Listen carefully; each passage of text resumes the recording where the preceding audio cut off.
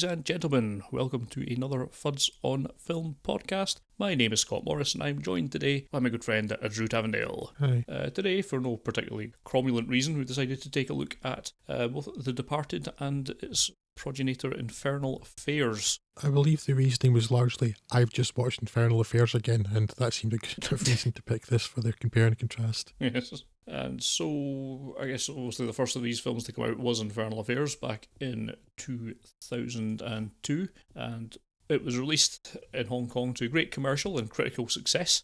If memory serves, this was up for about 16 Hong Kong Film Awards or something like that. It was something absolutely ridiculous. And with that, it was immediately snaffled up for a Western remake, which was very much the style at the time, becoming, of course, The Departed 4 years later in 2006. So we're taking this opportunity 15 years after the original's release, and we have our finger on the pulse as always. yes, a rather less round 11 years after the Western adaptation, to see how they both hold up. Now, there's a better than evens chance we'll get fairly deep into spoiler territory as we talk about them, so if you haven't seen one or other of these excellent films, we heartily recommend that you slap on the pod brakes and watch them, and come back to us when you're good and ready. While the films have a fair amount of differing plot details, the bulk of them aren't actually all that important to the overall arc of the story. In both, a local crime lord takes the step of asking a fresh-faced new recruit in the gang to instead enter the police academy and report on the zany hijinks going on in there. Or, well, become a mole,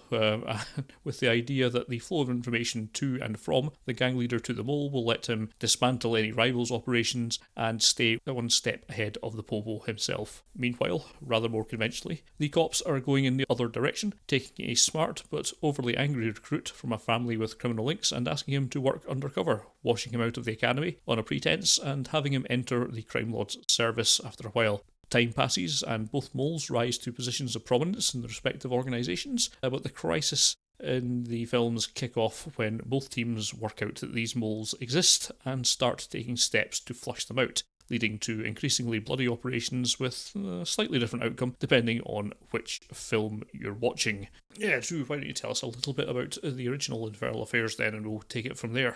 Infernal Affairs tells the story of two undercover agents, as you mentioned, Scott. One, Yan, played by Tony Leung, a police officer in a triad gang. The other, Ming, Andy Lau, a police inspector whose true boss is the head of that same triad gang. After a quick setup of the two moles, the action really begins with an incredibly tense sequence involving a drug deal and the cat and mouse game of each mole's respective boss relying on their man's information to give them an advantage. In the end, it's a no-score draw, but it reveals to each boss that they have an infiltrator in their ranks, and sets up the rest of the film as a pursuit for their identities. As much as this is shot and edited like a classic Hong Kong action film, it's less about the action and more about the psychological toll that the work and the double life takes on the lead characters. Tony Leung's Yan looks particularly dreadful, like he has been through hell. The Chinese title of Infernal Affairs refers to the lowest level of hell in Buddhism, which involves perpetual suffering. Physically, Lau's Ming fares better, but there is a haunted look in his eyes that betrays his torment as his conscience continually nags him. Both men are nearing breaking point. It's a striking looking film. The blue and silver palette combined with brisk camera work and editing makes Hong Kong a visually appealing setting, but it never gets bogged down with lingering shots. And in all aspects, it's a very economical film. It doesn't spend a lot of time setting things up. It's like bang, bang, bang, bang, bang, and requires that its audience pays attention, which is easy enough because it's riveting. You can't really look away from it. But it does rather set it apart from The Departed. What we'll do is, I think we'll maybe just give you a little bit of a lowdown on The Departed as well, in case you've not seen that one, and then we'll just get straight into the comparisons, because that's probably where the most interesting bits of it will lie. The Departed is, of course, Martin Scorsese's return to gangster movies, and was always going to be hotly anticipated after the likes of Goodfellas and Casino, but I must confess my reliably unreliable memory no longer recalls if I was pleased or disappointed that he was making a film I already thought was plenty good enough, thanks. At any rate, I shouldn't have worried, as while my review at the time for the one-liner thought this was very good but an unnecessary remake, I'd say it's the better film now, having re-evaluated them in the cold, harsh light of dystopian space year 2017. That's surprising but interesting, okay. The Departed moves the action to Boston, with Jack Nicholson playing mob boss Frank Costello, befriending a young and impressionable Colin Sullivan, who grew up to be Matt Damon. He's off to join the cops, while in opposite direction, Leonardo DiCaprio's Billy Costigan is approached by police boss Queenan, Martin Sheen, and the foul-mouthed head of the undercover unit Dignam, Mark Wahlberg, to act more like his thuggish extended family than his upstanding deceased father, and get in with Costello's outfit. This version of the story isn't afraid to pack it to the gunnels with characters, with a very fine ensemble cast that also includes the like of Alec Baldwin, David O'Hara, Ray Winstone, and Vera Farmiga, who equip themselves well, but it's Damon's smarm and DiCaprio's edge that makes the greatest impact. I think this is a rare example where making the film longer actually helped. As you mentioned, Drew, the first film is relentlessly paced, almost punishingly so in places, and I think the extra half hour or so over Infernal Affairs that The Departed has actually helps give the story a little bit more room to breathe, and actually still is about as relentlessly paced as the original, to be honest, but it does have a little bit more fat to just expand out into. And it may be a language barrier, but I think it does a better job of showing the struggles of Costigan and Sullivan are having, keeping their true character and their cover straight. Certainly more so than the overblown histrionics of Infernal Affairs 3, which is something I have to say, having now gone back and also watched Infernal Affairs 2, which is a prequel in Infernal Affairs 3. It's... I wouldn't say it's tarnished the original film, but it certainly colours it. It perhaps would have been better left alone, I think.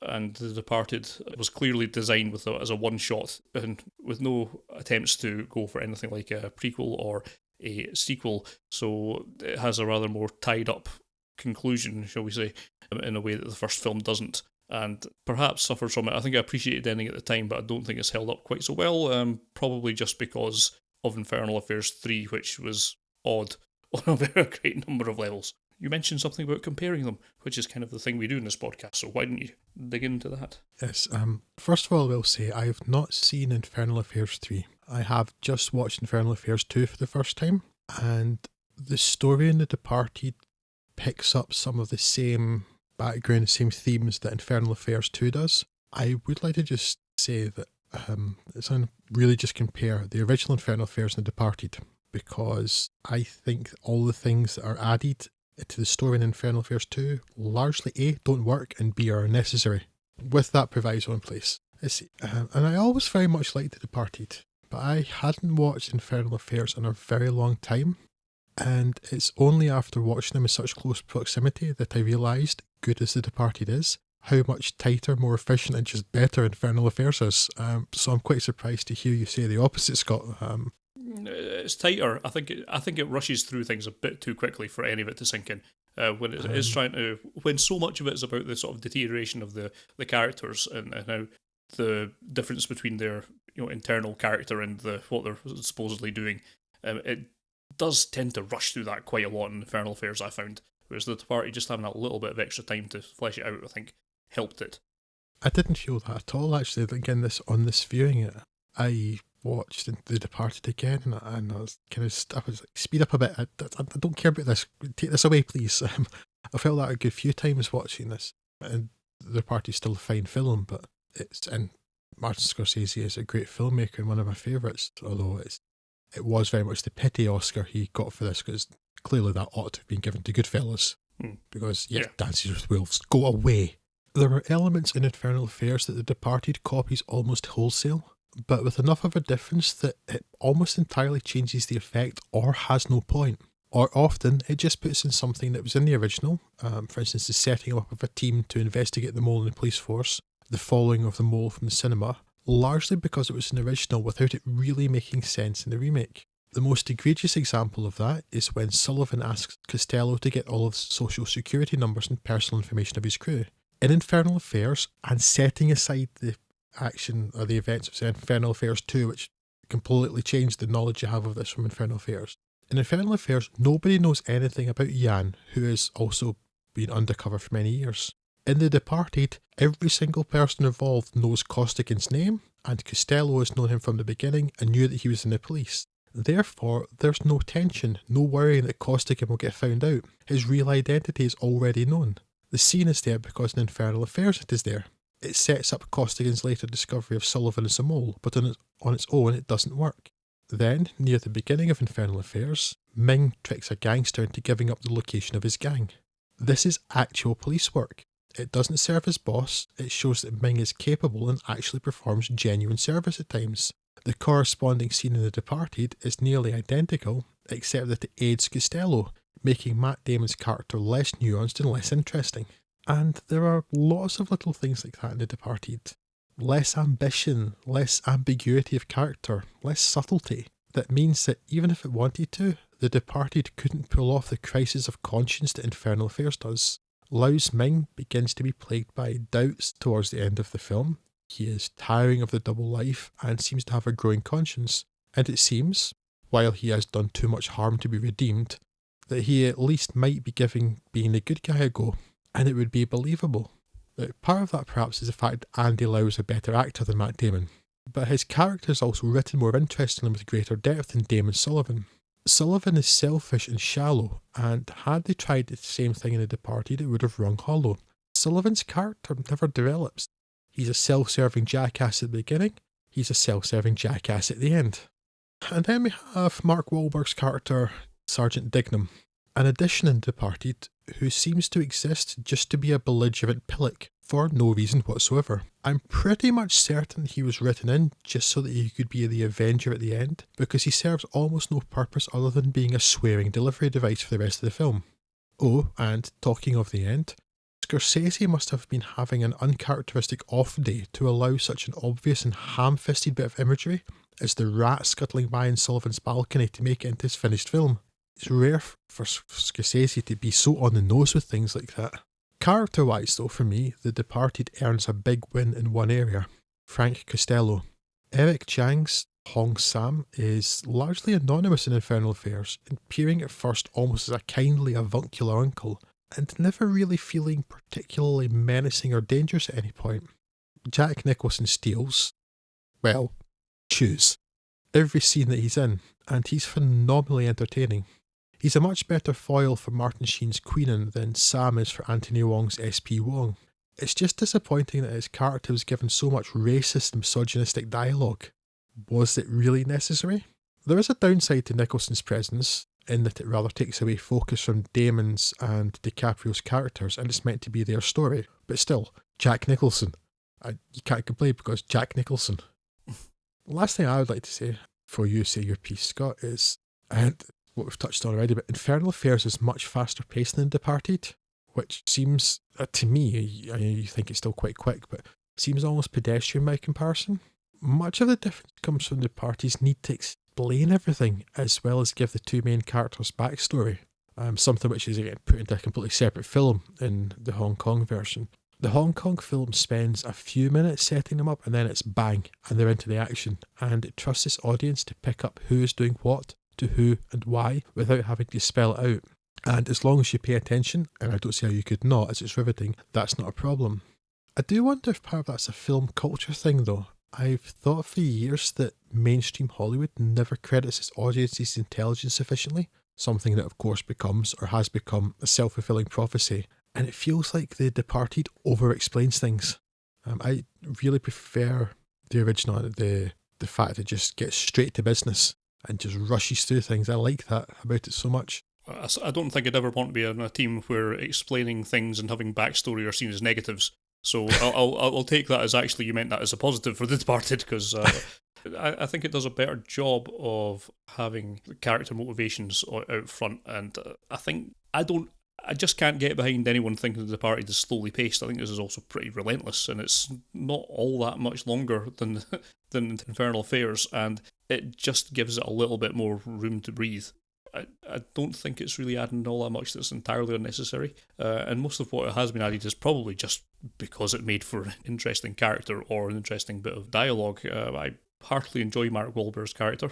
He's very entertaining in it. I'd say overall The Departed is a much more entertaining film.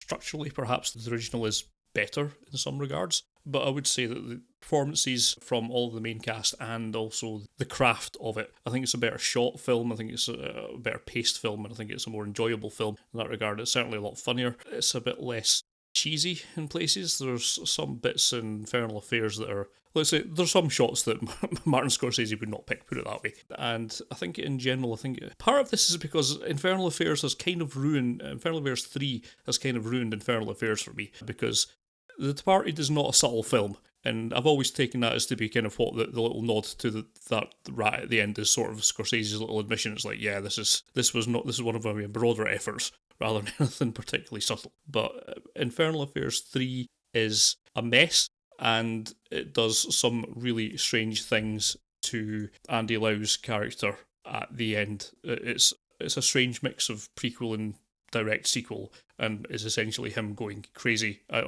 under the pressure of what his actions were at the end of that first film, and it has kind of coloured my perceptions of his character quite badly. So yes, it would probably best to actually skip 2 and 3. They don't really add an awful lot to it. The Infernal Affairs legend, and Infernal Affairs 2 is not bad, I don't think, but all it's really doing is muddying up the waters. Part of the one semi-legitimate criticism that people have about this party is that too many people know about the identity of these undercover people, and that's true when you compare it directly to Infernal Affairs, I think, although I think actually there might be the kind of boss of the police academy might know as well. I would need to go back and check. I don't remember the timing exactly, but by the time you get to Infernal Affairs 2, you have literally got a busload of people that know about the identity of these people. Admittedly, there were only 3 people on the bus at the time, but it was still a busload of people.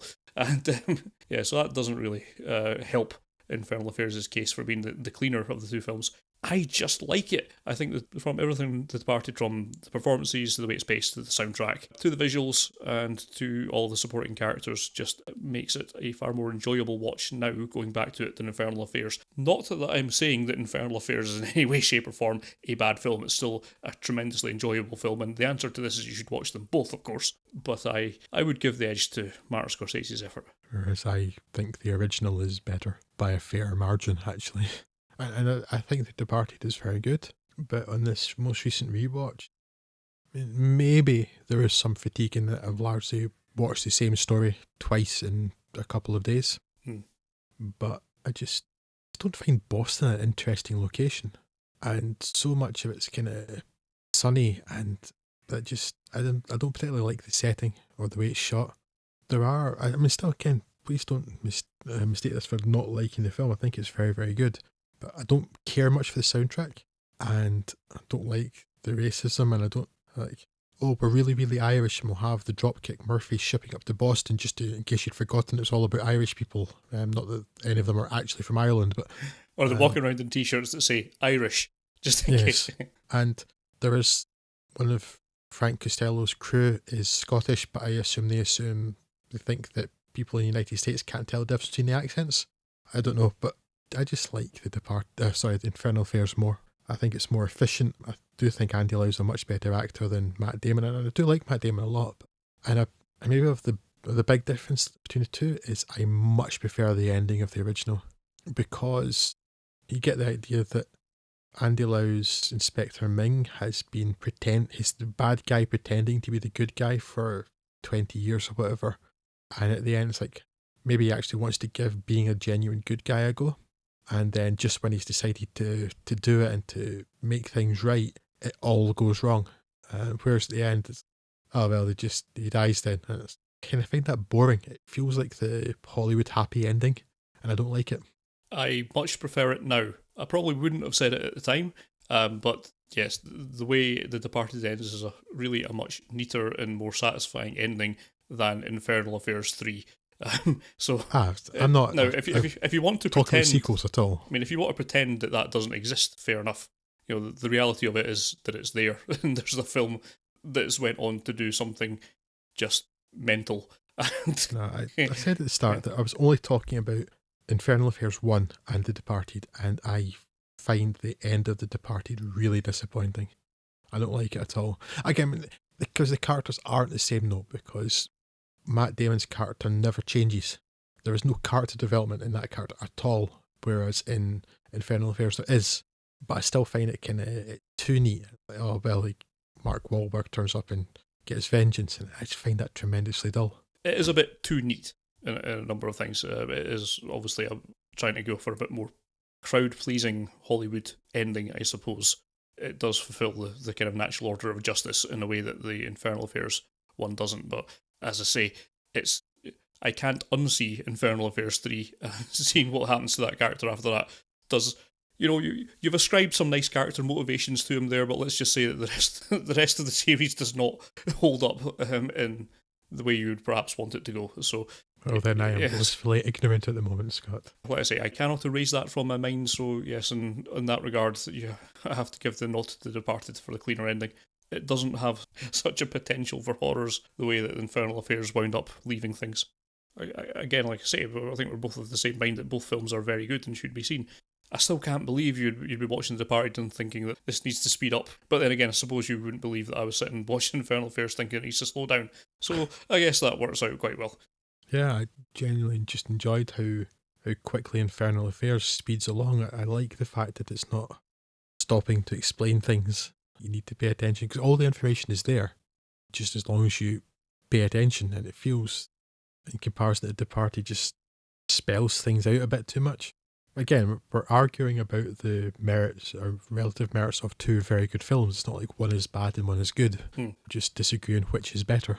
So where do you think it fits in the Scorsese canon then? You mentioned it was more of the make good Oscar for Goodfellas and anything else, but yeah, it is obviously the weak link if you're comparing it to, I guess the obvious ones being Goodfellas and Casino. Certainly nothing up to the level of those. And if you're talking about Scorsese in general, then it's probably top 10 Scorsese, but it's not as good as, for instance, The Wolf of Wall Street, which, if there's any recent Scorsese film he should have got an Oscar for, it's The Wolf of Wall Street and not The Departed.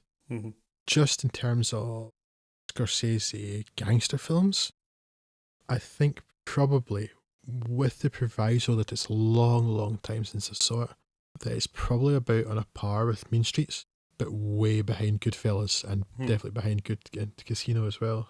Yeah. And for you? I agree, yes. Not that it's a gangster film, but I always think I should go back and reevaluate Gangs of New York, which is a film I didn't like when it came out. No, I didn't care. I thought it was okay because it's still a Martin Scorsese film, and while I don't like all of his films, he doesn't really make bad films. Yeah.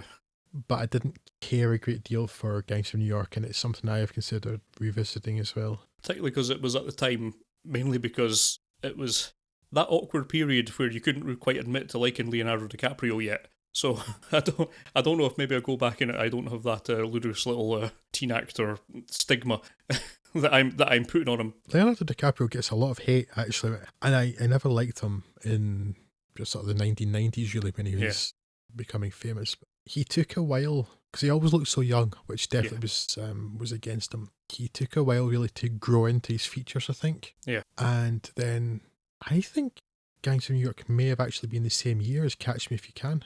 It was very similar. Catch Me If You Can's 2002, I think. It sounds about right if it gets it's maybe the year before. Yeah.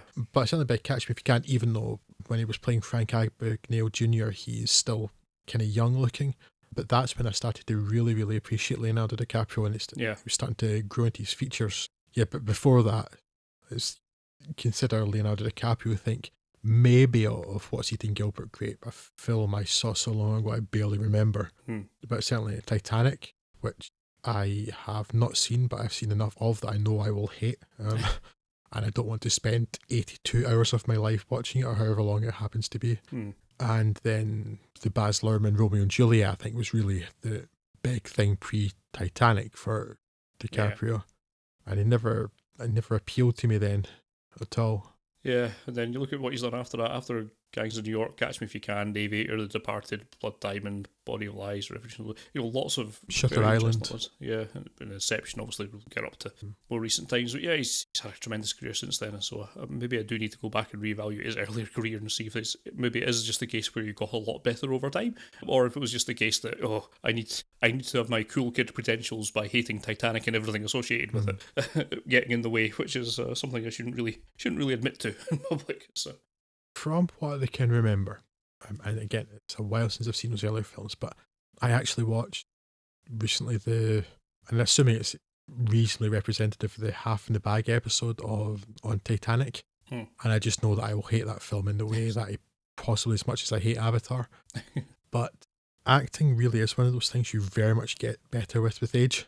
And it's like the opposite of sports and things, you just the older you get, the better you get it. And I do think that DiCaprio just is. He grew into his features, which helped a lot because he did look like a wee boy at times. Yeah. And I don't think that helped. It's hard to buy him as a more adult character when he looks like he's 17. And for Leonardo DiCaprio personally, then I'm sure that's great. It means that when he's 70, he's going to look fantastic. But I do think he's just improved acting-wise since. Yes. And I've no particular desire to go back and rewatch Romeo and Juliet or watch Titanic to confirm that. That's maybe worth mentioning. Andy Lau, Scott, who I've seen in a reasonable number of films. I've always liked Andy Lau. I thought he's really good in Infernal Affairs. It's not the best film, but I quite enjoy Full Time Killer. And there's a film that you and I both really liked, I think, from, 2012 called A Simple Life. Yeah, 2011 according to this. Really touching story about an ageing population in Hong Kong. He's got quite a broad range of things you could do. I like Andy Lau a lot. He's, he likes acting, it seems, from what you were telling me earlier. He either likes acting or he's got a lot of debt that needs to pay off. He's in hock to Wonga.com for some serious do-re-mi. Did you say 162 feature credits or something like that? He is now working on, there'll be 164 that are out and 2 in post-production. So a mere 164 for Andy Lau. And he's 50s, I would guess now? Something like that? Born in 61. So yes, well, yeah. Yes, so that's quite an output, and with a singing career as well. Yes, whereas Tony Leung must have some better idea of work-life balance, and also someone who's appeared in a huge number of films that I really like. Redcliffe, Hard-boiled, chief amongst them, surely. Of course, in 2046, whole bunch of earlier stuff. But yes, yeah, he's worked with Wong Kar-wai a couple of times, hasn't he? Is he in Lust Collection? I can't remember. He's worked with Wong Kar-wai part or something else apart from 2046 too. Yes, yeah, I mean he's in Jumping Express and things like that as well. He's not in the crazy number of films that Andy Lau is. No, he's slacking off a mere 93 credits. Maybe Andy Lau's just got a crazy smack habit. Well, yes, he's got he's been infected with that Nick Cage disease of wanting to star in every single film that's made, so he's just doing his best to get himself out there. Particularly look forward to catching up with The Great Wall, where Andy Lau's in it as strategist Wang. Okay. Yeah, talking though of, because I think people will be particularly familiar with the cast of The Departed. So it's not difficult for people to know where to look up DiCaprio or Matt Damon or Ray Winston. Jack. I'm from Ireland, I am. Ray Winston, who in almost every film he's in plays Ray Winston. Yes. The Departed is possibly slightly less Ray Winston than normal, but not by much. But yeah, and Jack Nicholson, obviously people are going to be familiar with him. I think if you know The Departed or you watch it as a result of this perhaps, if you want to check out Tony Leung or Andy Lau, then I would particularly suggest Hard Boiled, because one of the greatest action films of all time. Yes, indeed. It's up there with Die Hard as far as I'm concerned in terms of quality. And also 2046 probably worth a watch, although very different style. Yeah. And very much I would suggest for Andy Lau to watch A Simple Life. A really rather touching film that. Of course, he's in some things you've probably already seen, like House of Flying Daggers. One that sort of popped in an interim was A World Without Thieves, which was actually quite a nice little film, so it's worth digging out if you can find it somewhere. Tony Leung's also in Hero, which is one of the prettiest films I've ever seen. Mm-hmm. Redcliffe, too, as you mentioned, Scott. Definitely worth having a look at.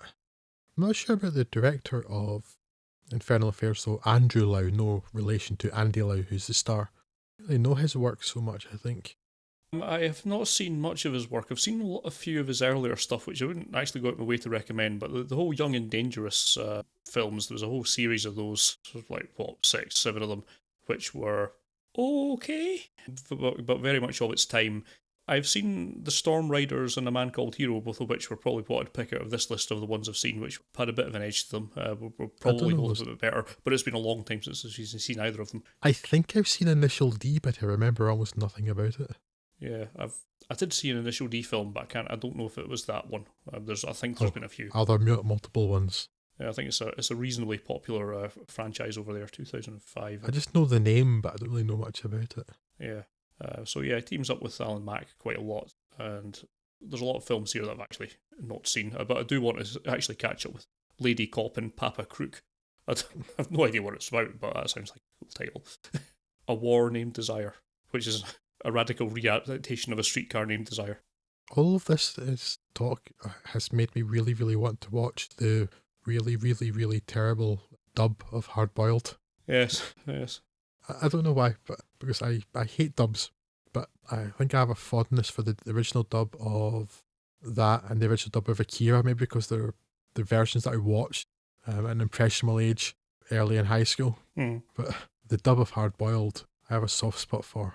Although nothing obviously will ever beat the dub of Iron Monkey. Something else I took a real hankering to watch last week and I couldn't find anywhere, and I don't know where my DVD is. Governor, the monkey is showing his ass. I feel we've gone down a rabbit hole here, but Yeah. terribly dubbed Hong Kong and Japanese films are really funny sometimes, and unintentionally so. I guess that will take us to the end of this podcast. We'll wrap things up there. Just one piece of feedback from the old Twitters, at Humfredo on Twitter. He thinks that while Wahlberg is great in Departed, his whole character's existence ruins the tension. Internal Affairs, only the chief knows about the undercover cop. And as it sounds like you have a preference for Infernal Affairs over that means that that becomes the tiebreaker, and we can definitively declare that Infernal Affairs is in fact the better film due to that tweet. So probably the most impactful 120 characters that there's been written on anything. Thanks very much for putting up with us. If you would like to get in touch with us and give us some more feedback as to why we're either right or wrong, see which camp you're in, you can do so. Best place to do that is probably Twitter, at FudsOnFilm. There's also Facebook, that's a thing, facebook.com/FudsOnFilm, and email, I'm told, is still a thing, podcast@fudsonfilm.com. So that's more than enough for this podcast. We'll be back fairly soon with some more nonsense. And until then, I have been Scott Morris, and I bid you adieu, and I'm sure that Drew Samdale does so too. Hasta luego. Bye.